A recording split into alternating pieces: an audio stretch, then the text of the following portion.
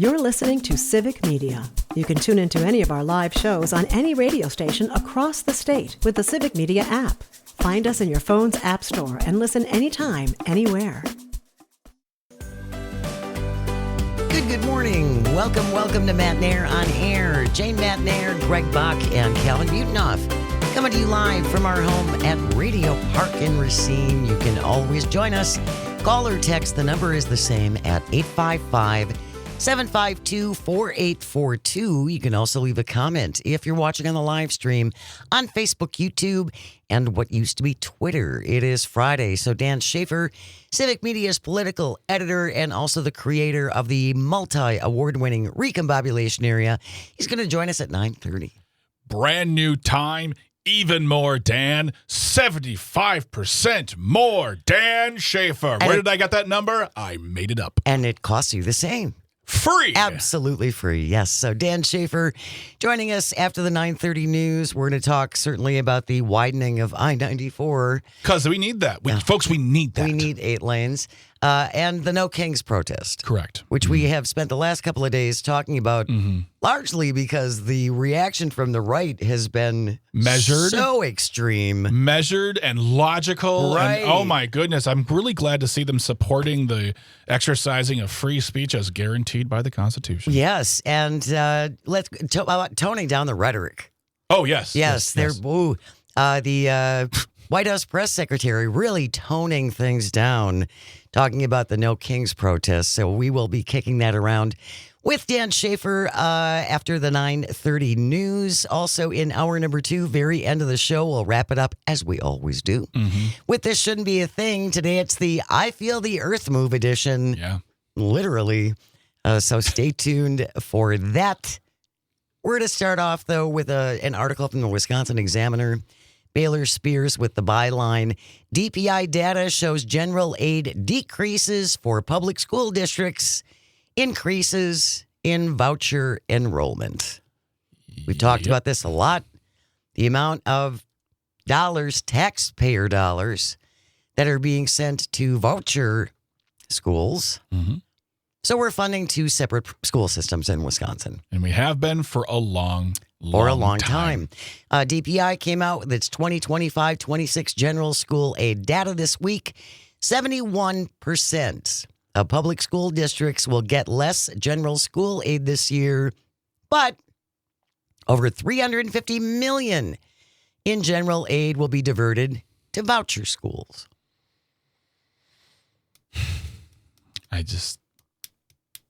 We love our public schools.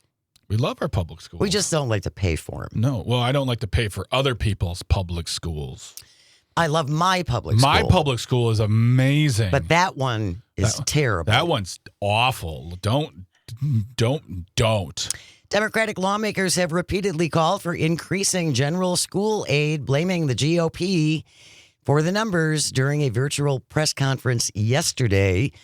Senator Jeff Smith, a Democrat from Brunswick, said this provides a harsh reality check for school districts that the state legislature, specifically the Republican-controlled state legislature, which they've controlled, this is kind of important, for 30 of the last 32 years. Yep. And 30 of the last 32 years, we have had Republican control of the Wisconsin legislature. And we've gotten 0 increases for general education for the most part. We got that in this last budget. I believe in the budget before that. If I'm not mistaken, if I am, please correct me. But the thing that I keep on thinking about is the fact that Robin Vos, in that upfront interview last November, when talking about this budget that they just signed, giving himself all sorts of congratulations on giving the largest increase to public education in a generation. Well, you gave nothing before that. Right. You're giving nothing, so a little isn't something to celebrate. Well, it's 100% increase. Yeah. Because you gave us nothing before, so thanks for that. Thank you very much for that. Pat yourself on the shoulder. Take 10 months off next year. How about this? Remember, folks, this is something I want to start making people aware of right now. They worked this year. Good job. Next year, like they do every other year, is their 10-month vacation. Yes, that we pay for. We pay for. They still get paid. They are off 10 months from Madison. That's a thing that happens every other year. Now it kind of seems like the House in Washington is kind of following along the Wisconsin legislature with taking a lot of time off because thanks to Mike Johnson's unwillingness to have the House in session and swear in that new duly elected Democratic lawmaker from Arizona who will be the deciding vote to release the Epstein files. Now, rather than do that, Mike Johnson has kept members of the House at home. I saw it was 5 weeks. They've been off for the last 5 weeks. They've been off for 5 weeks. And every time he is asked, he blames the Democrats. He blames Chuck Schumer.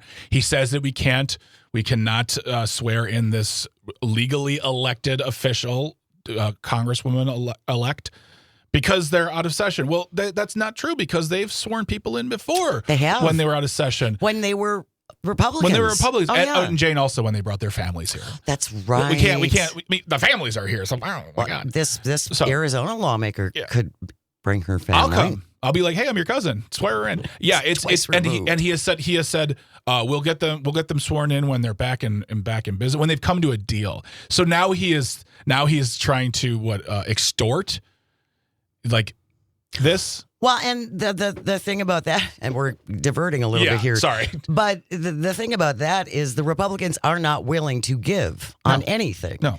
They're essentially telling the Democrats, sign on to this or else. Yeah. Sign on to this.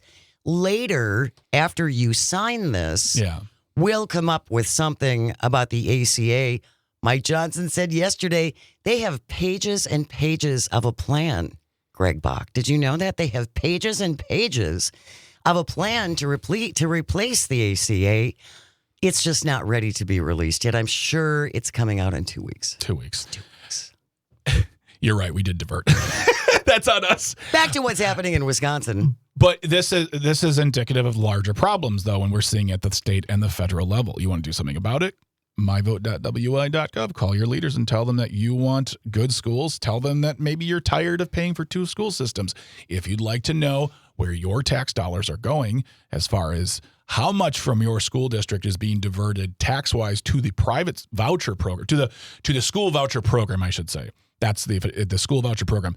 I have in our website, or in our show notes, a link to the website that will take you there. You look up your county or your school district, and it will give a shocking and unyielding report to you about just how much money that you pay. This is your money, your tax dollars that should be going to your public schools is being diverted into the voucher program. And I think it's also very important, and I'm going to use this to plug something. It's Earl's show, What's Going On with Earl Ingram. He speaks to Dr. Howard Fuller, who is a Marquette. He is a what's the word I'm looking for? He's no longer a emeritus. Emeritus, thank you. He is an emeritus professor in education. He is the founder of the Dr. Howard Fuller Collegiate Academy. He is one of the architects of the earliest version of the voucher program that started here in Wisconsin. And that program, when you look at its roots and its history, is based in so much goodwill for young kids who needed a good education but couldn't afford it. It has morphed and devolved into something now where literally rich people are sending their kids to school for free. On our tax dollars. On our tax dollars. Because that has been found that a lot of the people who benefit from this already had their kids in private and or voucher schools. And that $350 million in the general aid that's going to be diverted to the private schools, there will be no accountability for it. There is no oversight committee. I would even start small. I'd be like, hey, start a real with teeth oversight committee that looks at all applicants for voucher schools, and they have to produce X, Y, and Z for A, B, and C.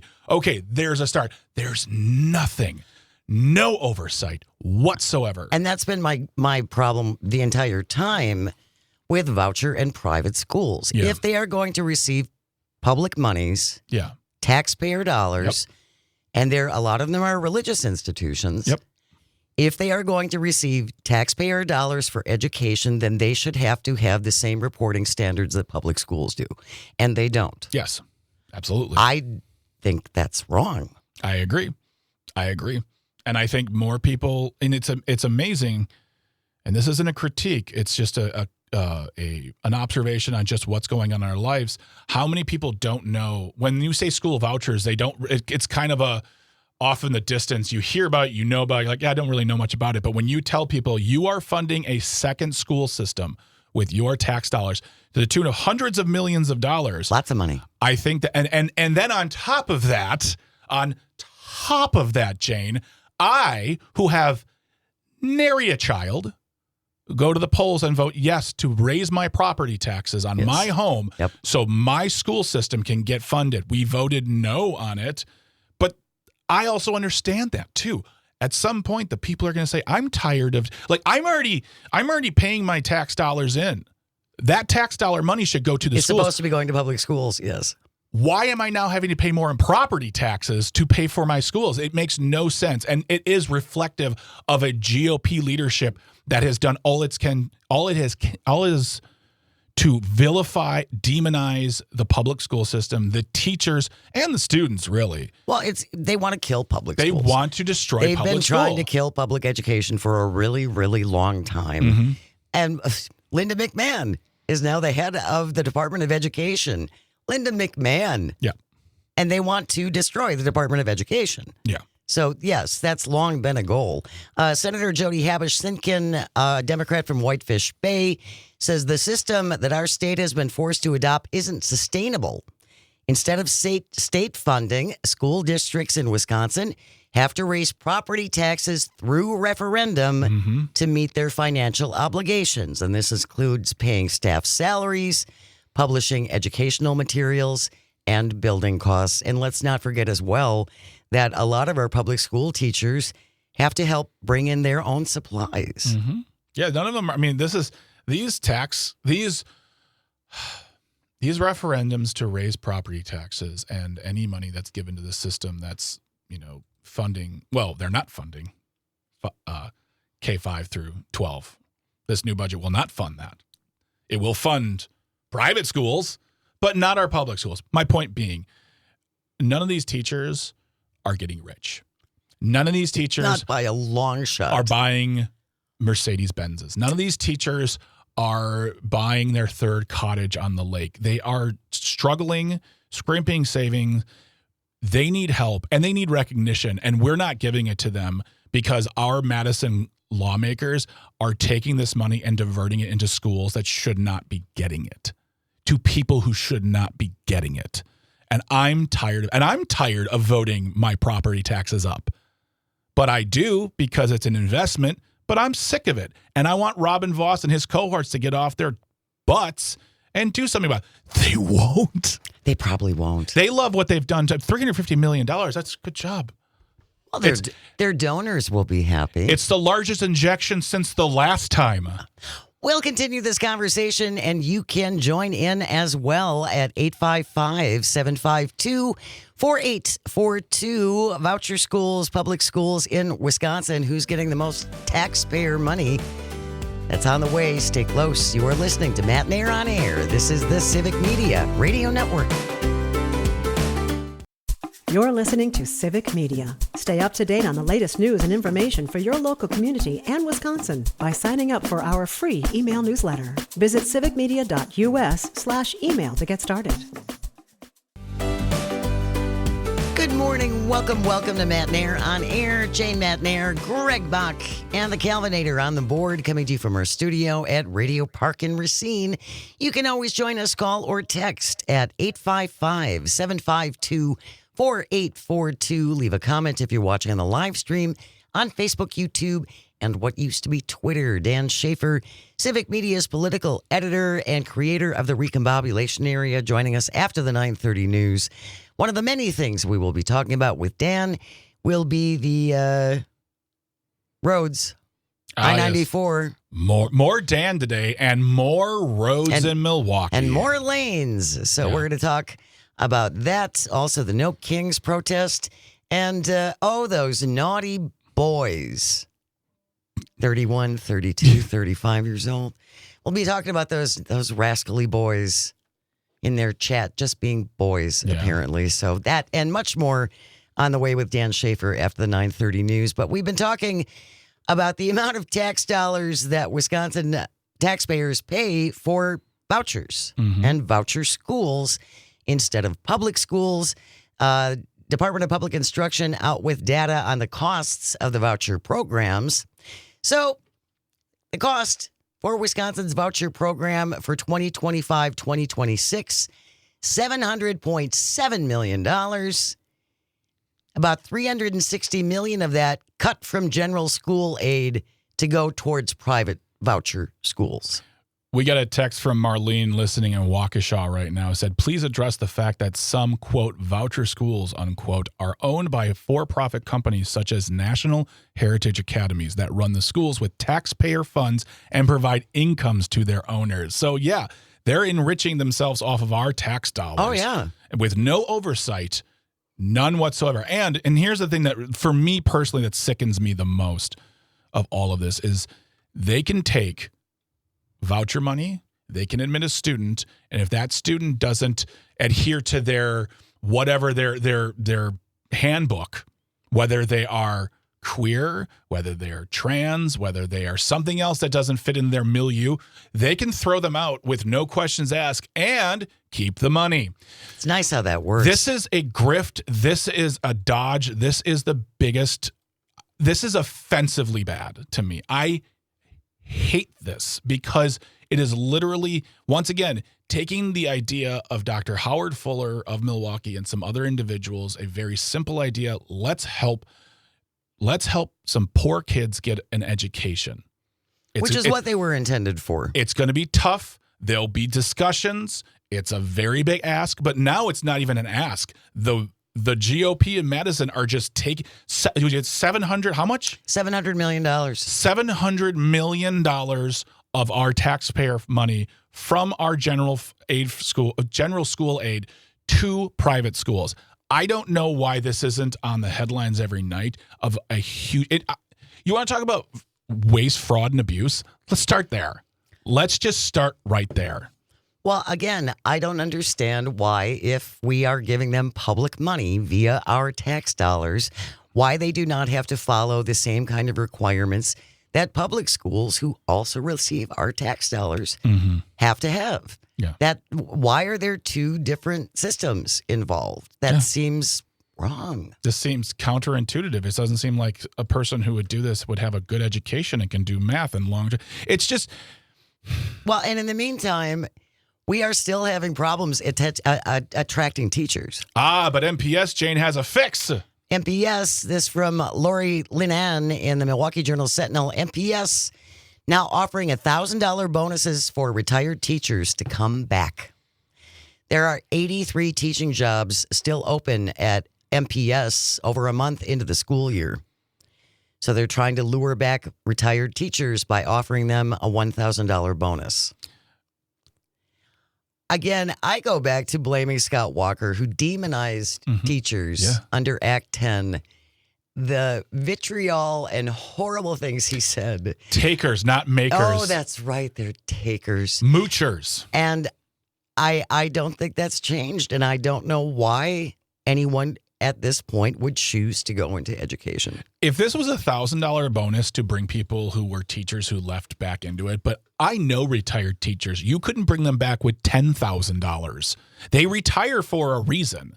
They work their butts off for decades, some of these individuals. 20, 30 years. And they retire proud, but they retire tired.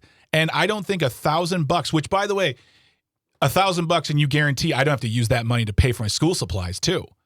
There you go. I mean, this is just backwards thing, especially from a school district that we just gave $272 million to last year in, wait for it, a referendum. I mean, this is such backwards thinking. And this is the challenge I want to lay down to all of these people running as Democrats in the next election for Senate, Assembly, and for governor. If you get your trifecta, which I know you talk about a lot, which makes me sick to my stomach to think about, just because that's a lot of confidence. I don't understand confidence like that. But if you get that, is one of the first things you're going to do, look at this system and change it to amend the budget in a budget repair bill, or just say in the next budget, we are going to severely slash voucher school funding. We're going to take that money and put it back into our schools. I want to know that. Okay, then. Sorry, I'm a taxpayer. Send your emails to Greg via Calvin We'll make sure it gets to him. At Calvin. There it is. That at calvin.com. News is coming up next. And then when Dan Schaefer joins us, we'll start with talking about expanding 4 whole miles of I-94 in downtown Milwaukee. It's only several $billion. Okay, maybe I got that number wrong. We'll clarify on the other side. Stay close. You're listening to Matt Nair on Air. This is the Civic Media Radio Network. Good morning and welcome to Matt Nair on Air. Jane Matt Nair, Greg Bach, Sweet Calvi coming to you live from our home at Radio Park in Racine. Join us at 855-752-4842. Leave a comment if you're watching on the live stream. Good morning live stream. On Facebook, YouTube, and what used to be Twitter. He joins us on Fridays, Civic Media political editor and the creator of the multi-award-winning Recombobulation Area. Dan Schaefer is here. Good morning, my friend. How are you? I'm here, Jane. Hello. Glad to have you in studio. Always lovely to have you. It's a great way to end the week on a Friday. Coming here to be here with you all fine folks on Matt Nair on Air in Racine, recombobulating on the week that was. That's the week that was. Wow. And Yeah. what a week it was. What a week. Before we get to some of the national stuff, I wanted to talk about because I know you're very excited about this. Oh, sure. The widening of a 3.5 mile section of I-94 that's going to cost a whole bunch of money. 3.5 mile project will rebuild the aging freeway between North 16th and 70th Streets and complete a replacement of the stadium interchange. The 6-lane roadway will be expanded to 8 lanes. Construction expected to last through 2033. 2033, Jane. The initial work area is $121 million. The initial work area. Yep. I've probably written more words about this project than anyone in Wisconsin media. That's why you win awards. I have had a lot to say about this. I really hate this project. I really think it is so misguided on so many ways. We do not need to widen highways. It does not work anywhere. I don't know if you want Milwaukee's roadways to look like Los Angeles or Houston or some of these cities that have these massive lane extensions going through the middle of the city. There is not an example of this working anywhere. I asked some of the supporters about where's an example that you would look to as, where does it work where widening the highway in the middle of the city, and this stretch that you talked about from 16th to 70th is in the middle of the city in Milwaukee. People live close it every day. People drive it every day, but people live close to this highway too. Yes. And so this is going to be disruptive for the people in the footprint of the highway. It's going to be extraordinarily expensive. It's going to have another major interchange and a stretch of highway that has so many major interchanges going through it. And now they have it scheduled to finally begin this extended project to widen the highway. It's going to begin as soon as the Brewer season ends, basically. So it's going to begin the first week of November. And it is, I don't know if even, they made the announcement this week that this was going to happen with the Wisconsin Department of Transportation. I don't know if Tony Evers is going to be there for some sort of groundbreaking or something like that. I have to imagine if he does, it's going to get protested by some of the folks that I've talked to in my coverage about who are very much opposed to the widening here.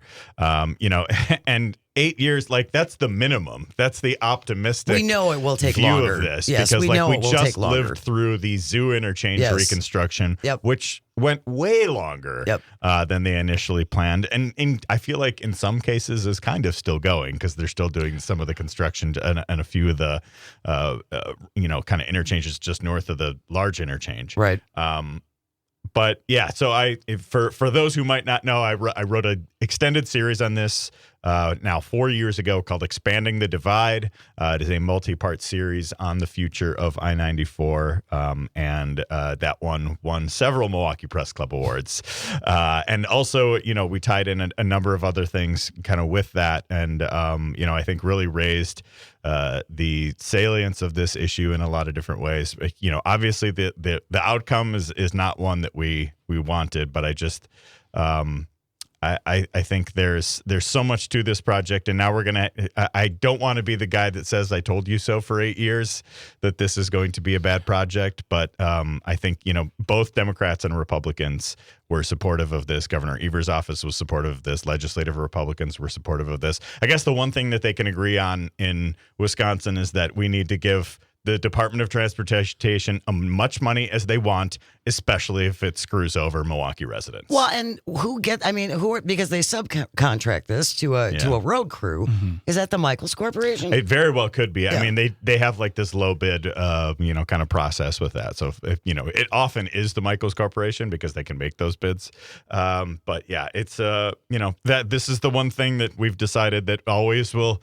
There's always money in the banana stand. Yeah. There's always money in WSDOT. There's always money for WSDOT. And speaking of this project, right now has a price tag of $1.74 billion. Mm-hmm. And that has grown significantly since they initially proposed it in 2020. And this is 3.5 miles.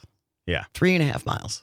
Well, and the thing I feel like, there is so much to break down when it comes to this because it's frustrating because we have so many interchanges just in that short from that Wauwatosa, Milwaukee border at the zoo all the way down to Summerfest. There are so many interchanges. All of them are not good.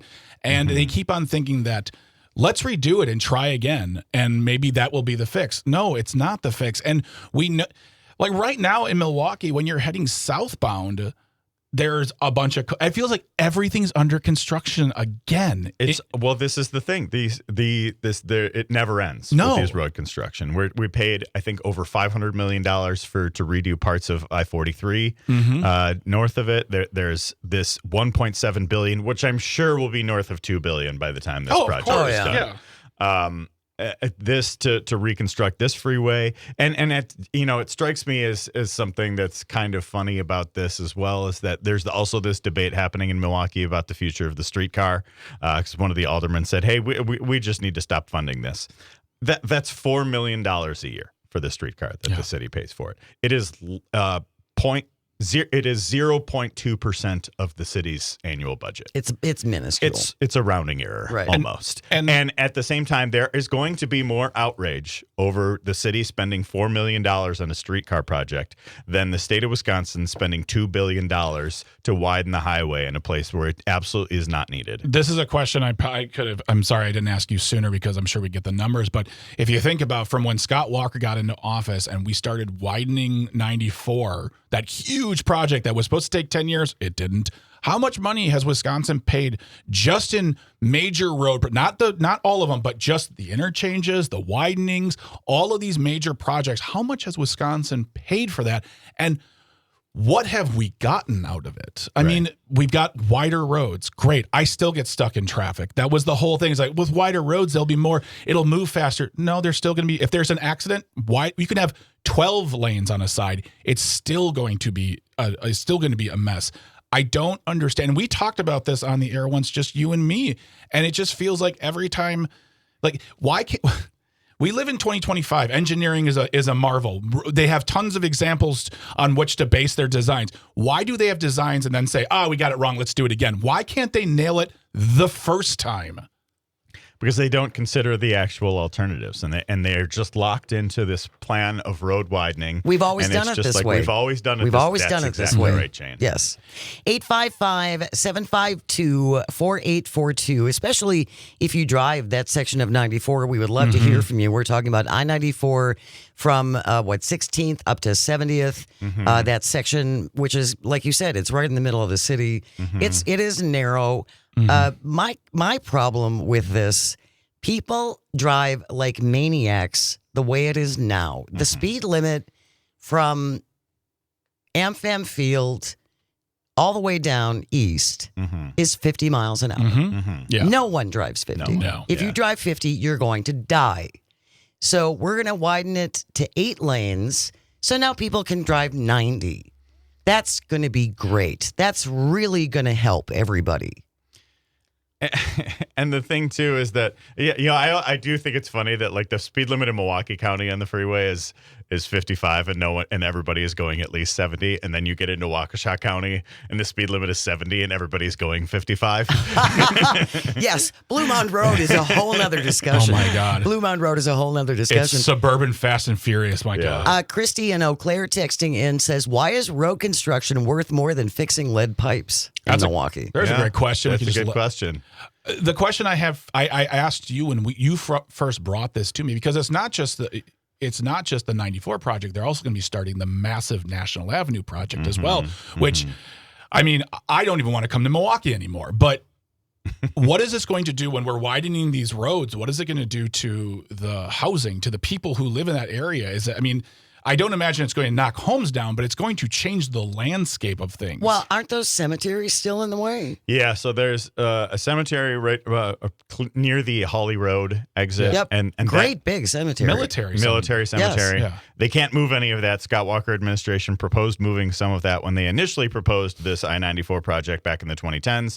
That didn't end up happening. They scrapped those plans. They kind of started fresh when Tony Evers was governor with proposing this in 2020. But it is also going to make it really narrow because they can't move that. So they're just basically, it's just going to have no shoulder in those areas, Oh my God. pretty much going through. So that is not going to be a great driving experience going through there. And that is right in there. That is right near the stadium interchange, which they are redoing in a really significant way. They initially proposed like this triple decker, like huge ramps thing, and then a bunch of us who were at these public meetings saying, why do we possibly need to do things this way? So they scaled it back to a different way, saved $80 million in the process. So good on, those of us who were Right. showing up to try to advocate for a different solution. But they're going to have this like diverging diamond interchange, which I also think people are not going to really like all that much.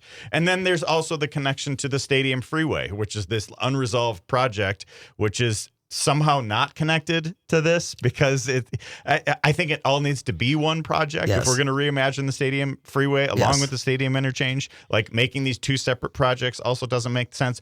If you get into any of the weeds on this project, so much of it does not make sense. Yeah. So much of it does not hold muster in public scrutiny, and they're just going along with it. Well, and you mentioned when I think about the stadium interchange, there is an on-ramp onto eastbound 94 from Holly Road. Yeah. That is the shortest joining ramp. Yep. It's so Yeah. dangerous. They're getting rid of that entirely, It's so actually. dangerous. Yeah. They're Right. not replacing it They're with a not- safer ramp. They're getting rid of the eastbound ramps entirely from And, Holly. and, All right. the question I'll pile on with Christy that we can't answer right now is with 15 years, well, now let's say 20, 25, 30 years of construction between 2010 and whenever it's done, how much of any of that money could have been diverted to create a sustainable public transit system in Milwaukee, or at very least make the buses better?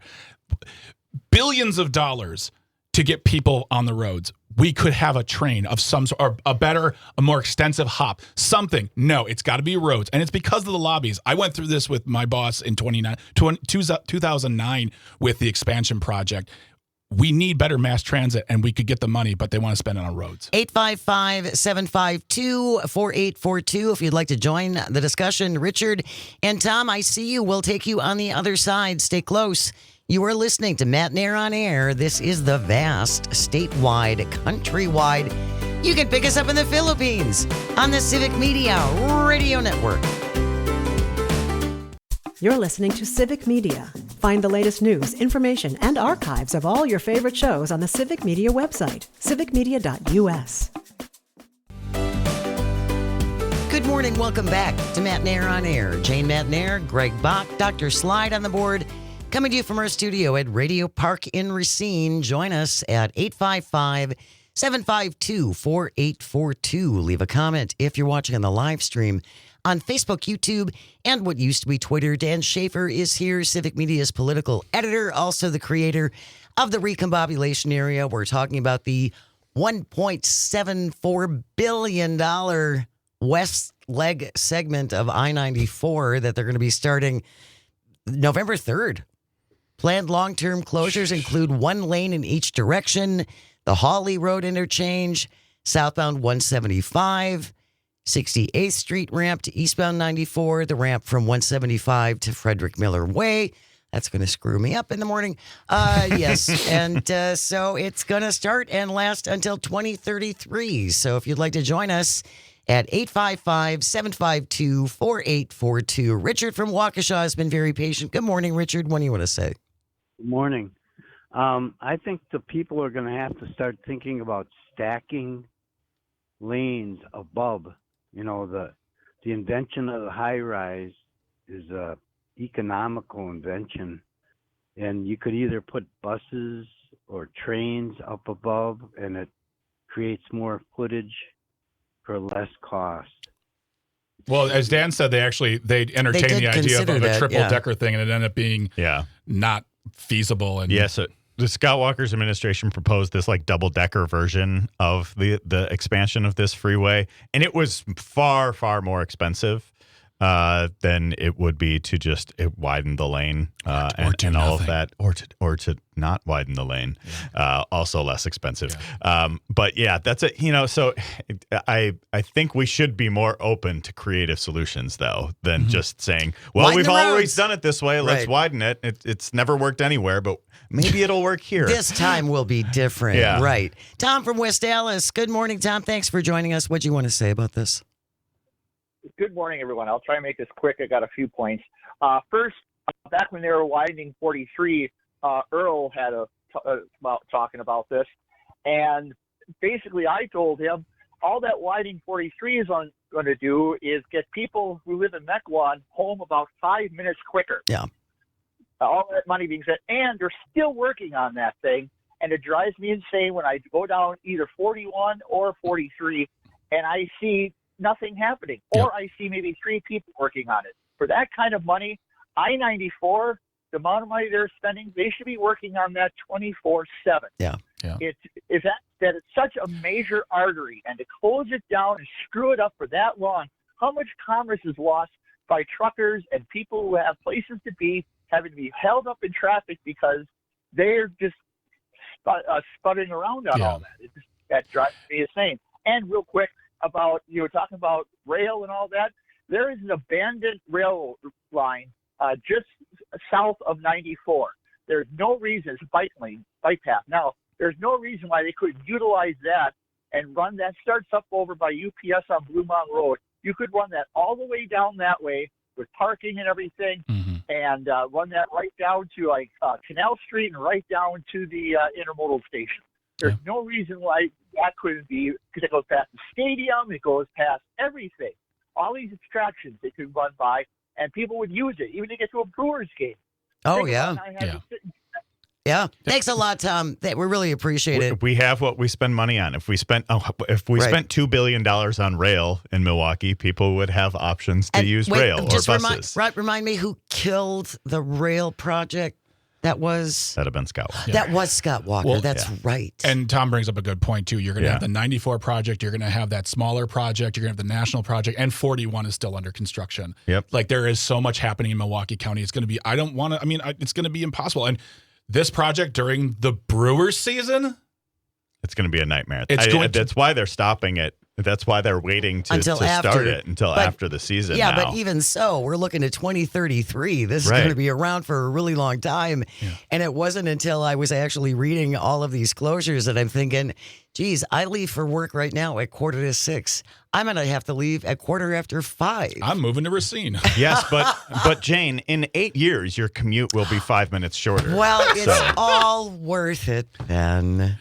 Guys, just go with me here. In 8 years, people from Waukesha can get to Milwaukee 5 minutes shorter on their commute. That's the biggest problem that Milwaukee faces. Because is Waukesha shortening commuters. the average commute time, which is not particularly long as it is, from 25 minutes to 20 minutes. And that's people the from biggest Waukesha, problem Milwaukee faces. Not crime or education disparities or lack of public investment in transportation. Not all of those other things. No, our biggest issue is commute times for suburban commuters. Look at the lobbyists.